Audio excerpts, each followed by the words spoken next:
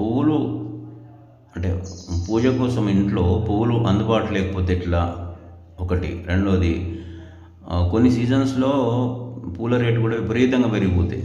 పూల స్కేర్సిటీ అంటే దొరకకపోవడం ఒక ప్రాబ్లం అయితే, పూలు దొరికినా కూడా విపరీతమైన రేట్లు ఉండి మనం అఫోర్డ్ చేయలేని పరిస్థితిలో ఉండే పరిస్థితులు కూడా చాలాసార్లు కనబడుతుంటాయి మనకు. కనుక అప్పుడు ఏం చేయాలి, ఎట్లా పూజ చేసుకోవాలని చెప్పేసి కొంతమంది అడుగుతున్నారు.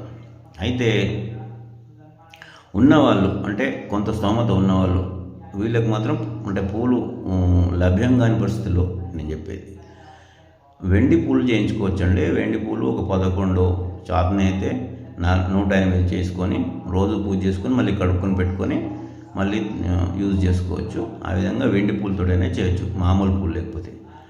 కాదు వెండి పూలు చేయించుకునే స్తోమత లేదు అంటే అక్షింతలైనా కూడా వేసుకుంటూ మనం నామాలు చెప్పుకోవచ్చు. అంటే ఎట్టి పరిస్థితుల్లో పువ్వులు కావాలి అన్నది అయితే ఎక్కడ లేదు. మనం స్ఫూర్తిగా మనకు శ్రద్ధ అవసరం. మన ధ్యాసంతా మనం ఏం చేస్తున్నామో ఆ దేవునికి మనసంతా లగ్నం చేసుకుని